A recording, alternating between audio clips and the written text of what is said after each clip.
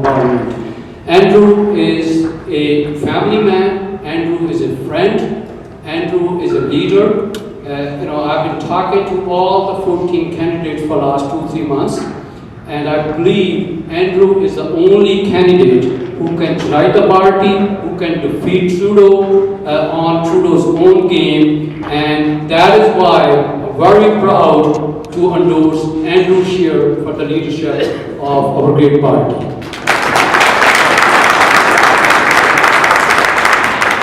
As Monty mentioned, Andrew, have a young family and hard worker, born and raised in Ontario, then moved to Saskatchewan and elected from Saskatchewan, and a great guy. So I want to call Andrew, present Andrew, our next Prime Minister of Canada, to all of you to come and say a few words. Andrew Scheer.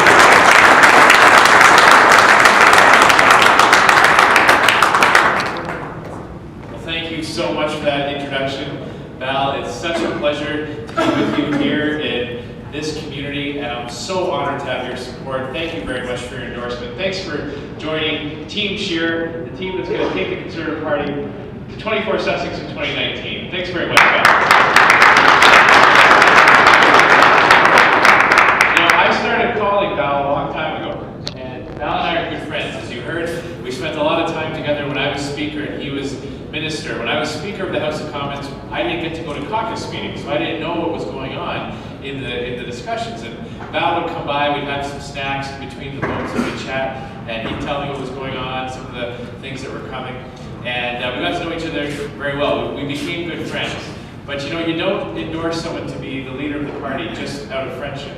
And when I called Val and I explained that I was running, he said, you're my friend, I hope you do well, but I need to see that you've got a serious campaign, you've got serious policies, and that you're going to be a serious candidate in this leadership. And I'm glad he did that, because that's what's at stake. We're not doing this out of friendship, we're not doing this out of personal affiliation, we're doing this because we need the right leader in 2019. And I'm so honored that Val has decided to join my team. I want to also point out a good friend of mine, Kyle Seaback. Kyle Seaback was the Member of Parliament, the neighboring riding for 4 years. We got to know each other very well as well. I'd like everybody to give a round of applause to Kyle.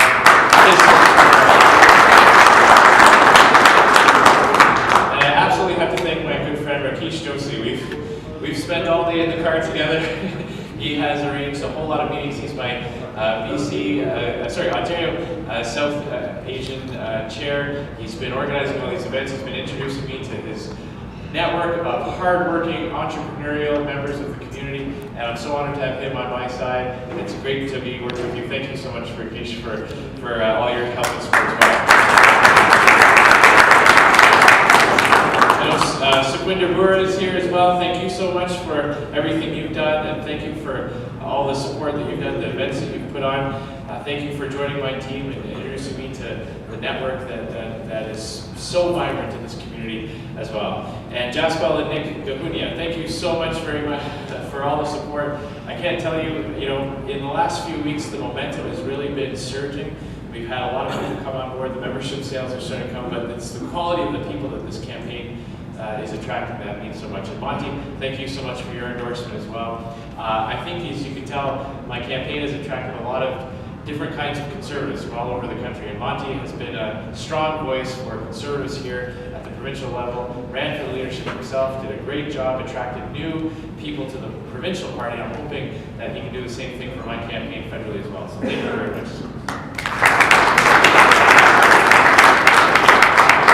I'm going to talk a little bit about my vision for the party and where I come from, a little bit of my background, and then I'd love to hear your questions. I think that's when we really get to talk about the issues that are important to you, and if I haven't touched on something, then we can make sure that I address it. My speech is a little bit general in terms. It talks mostly about a philosophical approach to the party. I will touch on a few of the policy announcements that I've made, but if there's anything I haven't covered, please feel free to raise your hand when we get to the question portion. I'd love to address that as well. So first, a little bit about myself.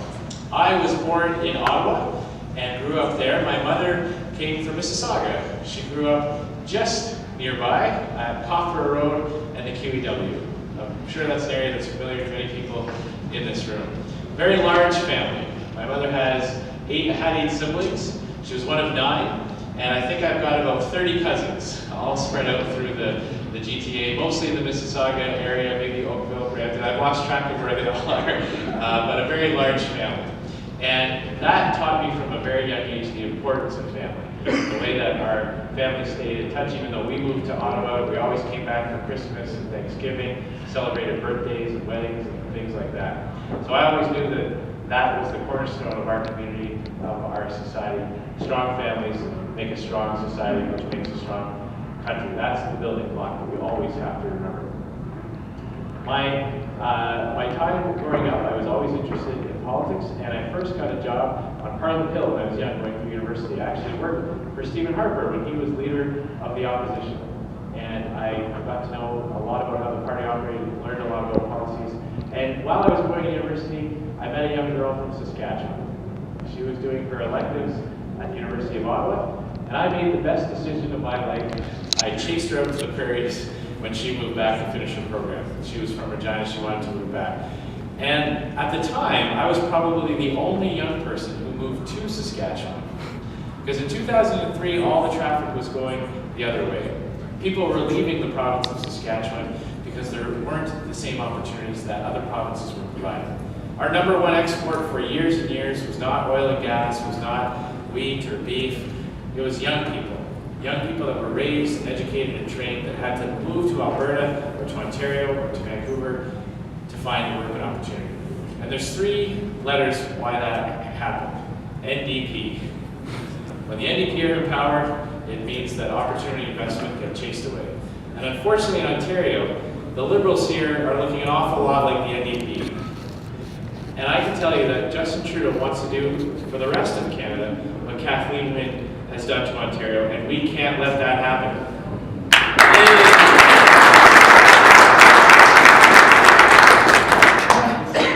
But I'm glad I stayed in Saskatchewan because a lot has changed in the last few years.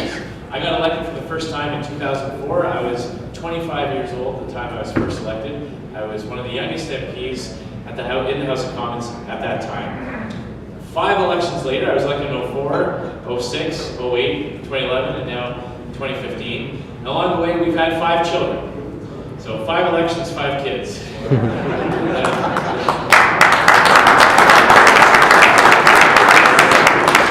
The joke in our house is every time there's an election, my wife's probably pregnant. Every time my wife is pregnant, there's probably going to be an election. So far, so good on the leadership campaign.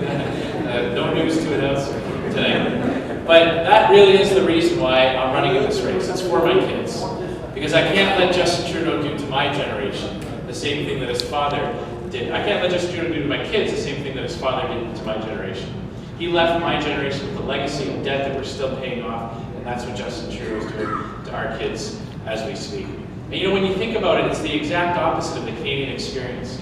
When you think about how families, whether they've been in this country for multiple generations or whether they've recently arrived to Canada, what do we do every day? We sacrifice for ourselves so that our kids have a better opportunity. We'll go without for ourselves. We'll put off buying that new car. We'll try to get a few extra months out of our suit, or we'll always make sure that we're putting money in our kids' education account before we're putting money in our own retirement account. Or we're always making sure that we can put our kids in activities, get the very best education before we spend money on ourselves for recreation or for leisure. And what the Liberals are doing is the exact opposite. They're reaching into the future and stealing some of that future prosperity for my kids and your kids, and they're spending it today on their political agenda. It's the exact opposite of what made this country great, and we can't let that continue. Do you know, the finance department, the independent finance department, these are officials that work for the government. They are nonpartisan. They don't support either party. They said that if we don't change something, the budget won't be balanced until 2055. My son Thomas will be 50 before that happens. That's what's at stake in the next election. And that's why I'm running. And I believe it's critically important that we learn the right lesson from the last election. The wrong lesson would be to think that because we lost to the Liberals, we should be more like the Liberals. We should start advocating policies that we don't believe in. You know, the Liberals campaigned on having a carbon tax. Maybe we should have a carbon tax too, and then voters might vote for us. I reject that. Because I believe that if Liberals and a party acting like Liberals. They will always vote for the real thing. So we need to offer a clear alternative based on rock-solid conservative principles and policies that we know will improve the lives of Canadians. That's what I'm offering with my leadership for the Conservative Party of Canada. So if we look at our policies, what is the answer? Well, I believe it's how we present our policies. It's how we communicate. It's how we reach Canadians and what we put in the store window. And I think that's what the mistake was in the last campaign. You know, how many people here worked on an election campaign in the last election? Fantastic, good to see you. I'm sure it was for Val and Kyle and the neighboring candidates. Thank you for your hard work supporting the Conservative Party of Canada and our local candidates. But I don't know about you, but I don't think it was our policies that cost us the last election. I didn't get any doors slammed in my face because people were really upset that we balanced the budget. I didn't get anybody shaking their fists at me because they objected to the tax-free savings account and it really bugged them. I didn't get anybody chasing me off their lawn, that we had a strong principled foreign policy that expanded our trade opportunities around the world, strengthened our relationships with our allies, and stood up against evil wherever it existed. Quite the contrary. I had a lot of people telling me that they liked our policies, they liked me, but there was just something preventing them from voting Conservative this time. And I think it was our tone, it was our image, and it was our message. And that's what I'm offering as the solution if you select me to be the leader of the Conservative Party of Canada. I believe that Conservatives have to portray a positive vision for the country. We have to offer something to Canadians that they can understand that they're buying into something, that they're convinced that Conservative policies will actually improve the lives of hardworking Canadians in every walk of life, in every province. Because the irony of the left is that the very people that they claim to help are hurt the most by their policies. What's worse for low-income Canadians than a Liberal government that's increasing your hydro costs, or threatening a carbon tax, or punishing businesses with higher payroll taxes? You know, the first people who suffer from higher payroll taxes or higher taxes on small businesses are young, unskilled, new entrants into the workforce. They're the very first people to lose their job, and yet they're the people that the Liberals claim to care about. Now, what's better for those people than a Conservative government that's focused on celebrating prosperity, rewarding those who take a risk and work hard, and are always focused on making sure that you have extra money at the end of the month to provide for your family and invest and benefit from increased prosperity.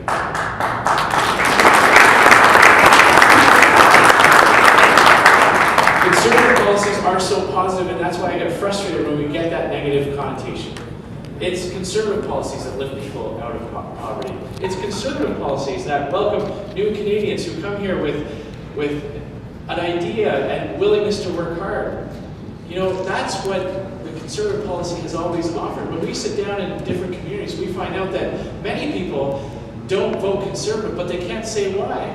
Because when you run down the list, whether it's wanting safe streets, whether it's low taxes, whether it's allowing businesses to expand, whether it's keeping dangerous offenders out of our communities and getting tough on repeat violent offenders, it's Conservative policies that address those issues.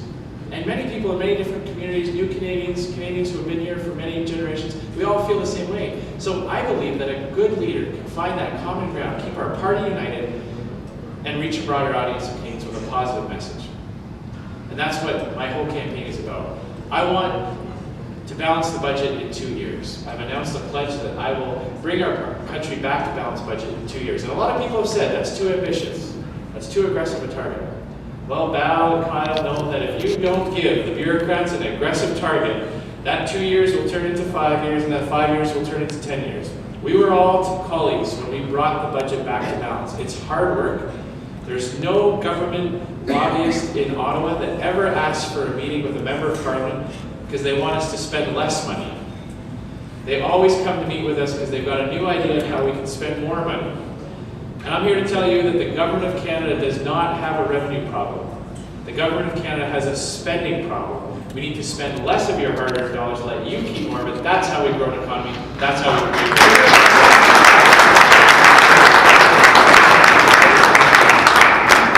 Right now, the Liberals are looking at taxing capital gains in a more punitive way. They're they're talking about taxing medical benefits and dental benefits.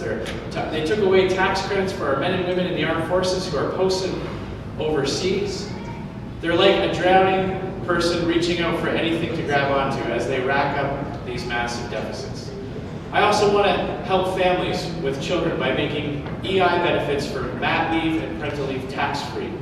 When workers in this country have children and they go on mat leave, they have to give up 45% of their income. I want to make those benefits tax-free, make it a little bit easier for families to have children, and reward the sacrifice that families make when they take that critical year off to raise their families.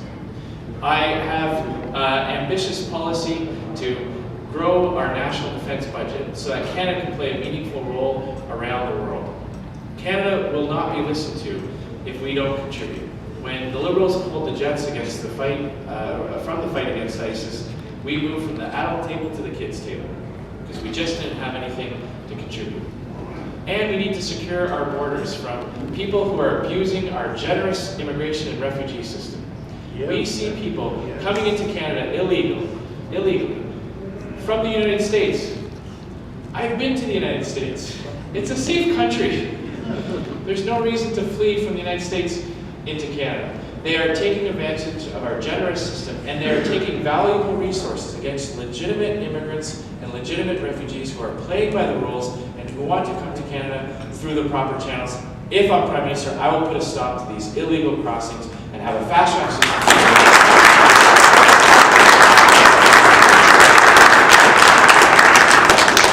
We need to keep payroll taxes low. We need to lower taxes on small businesses. That is the engine that creates jobs in this country. When companies can't hire more workers, there's less opportunities for people in this country.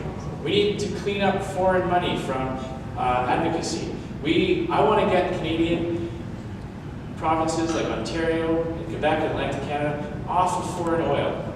We have out-of-work workers in Alberta and Saskatchewan, and we have a private sector solution to build Energy East that would bring Western energy to Eastern markets. We need to approve that project so that it will help out-of-work energy workers in Saskatchewan, Alberta, but also manufacturers in Ontario and construction jobs all along the route and refinery jobs in New Brunswick. We can get Canada off of foreign oil. That's a national project, a national vision for energy, sustainability, and sovereignty in our own country. That's another positive thing that the Conservative Party can stand for and offer Canadians. So I'll close with this before I take your questions. Today is the 15th of March. The membership sales cutoff is the 28th. We need you to buy a membership in the party. Only members of the Conservative Party get to vote, and every member gets to vote. So with your $15 purchase of a membership, if you don't have one today, you get to have a direct say in who becomes the Prime Minister of this country. I know Justin Trudeau is vulnerable in 2019 because I know that Canadians didn't vote for his ideas or his policies. They voted for an image, and they're finding out that there's nothing of substance behind the Prime Minister's image. While he's off taking selfies around the world, Conservatives are fighting hard to force the government to come back to balanced budgets, to keep taxes low, and expand the private sector in Canada. So, we can win in 2019 if we have the right leader. I'm very proud to have the most members of Parliament supporting my campaign. I've got more support from members of Parliament and senators and elected officials at the provincial level than any other candidate. I am very proud to have MPPs like Monty on my campaign, MPs like Bob Soroya in the GTA, and Val and Kyle who were served in the House of Commons as well. I even have 4 MPs from Quebec who are supporting my campaign. I have more Quebec MPs supporting my campaign than the 2 candidates running for leader who are from Quebec.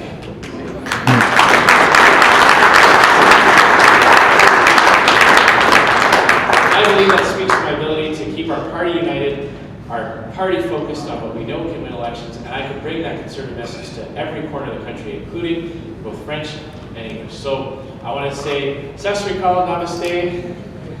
I am learning more and more about this wonderful community. I can tell you, one of my first visits in Vancouver, I met with an Indo-Canadian association. They put on a wonderful meal for me. I was learning more about the culture and the food, and I made a little salad for myself beside the wonderful tandoori, the chicken and the butter chicken, the naan bread. and I bit into what I thought was a green pepper. It turned out it was a green chili. And within about 15 seconds, my eyes were red and watering, and I was trying to keep it together. I even started hiccuping. So I've come a long way in a few short weeks. I've made some great friends and some great relationships in this wonderful community. I know that Conservatives are an inclusive party.